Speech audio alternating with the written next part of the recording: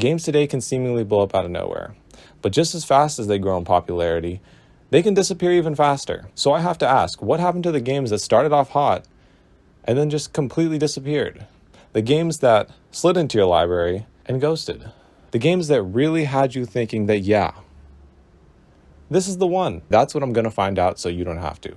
I'm going to check in on these games like you check in on an old friend. So let's find out what happened to Dark and Darker. There was a moment where it felt like everyone was playing this game. It didn't matter who. Even I played this game when it first launched. But all of a sudden, everyone stopped. Why? That doesn't matter. I'm not here to research and find that out. I'm here to check in on this game in 2024 and see what's up with it. The first major update about this game is that it has gone free to play. So anyone who wants to try this game can. The free to play version does have some restrictions compared to the paid version, but nothing that'll stop you from experiencing and trying the game if you'd like to. I'd guess the resurgence of interest and players in this game is due to that fact. I mean, no one likes paying for a game that they might not even end up liking, especially when it's a game like this, where a lot of the enjoyment comes from that sweet hit of dopamine that comes from the difficulty of these style of games. Oh no!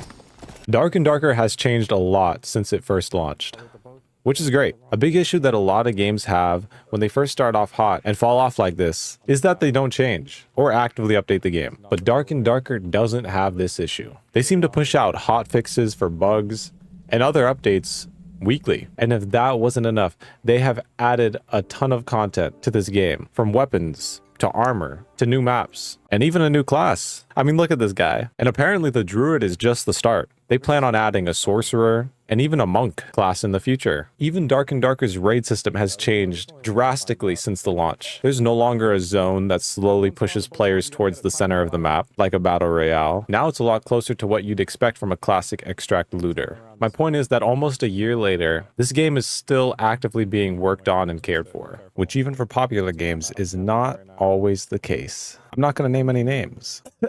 Apex. But I'm sure we could all think of a few. Go around the side. Oh. Ooh.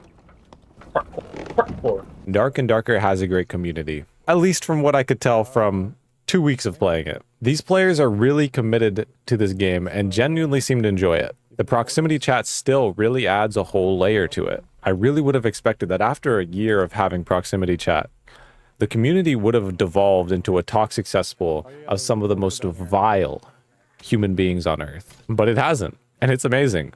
Or a miracle. You can choose. The community is arguably the best part about this game. After 2 weeks of playing, I haven't had a negative interaction with a single player, which is impressive for any game, especially an extract looter like this. When I first re-downloaded this game, I had no clue what I was getting into. You usually expect the worst, because you assume there's a reason why these games had such an aggressive fall off. But in the case of Dark and Darker, that is just not the case. How this game has aged has honestly impressed me. From the community to the constant updates, and it now being free to play, I see no downsides. My goal for this video was to check in on a game that seemingly disappeared out of nowhere. And what I found in Dark and Darker is a game that I would honestly recommend people to play. Dark and Darker has shown me that just because a game has a steep fall off in players doesn't mean that the quality of the game will fall off with it.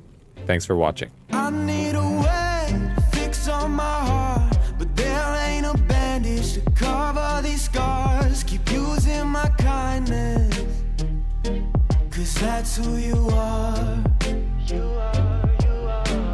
Imagine I walked in both of them, so you'd have been fucked. That would have been terrible.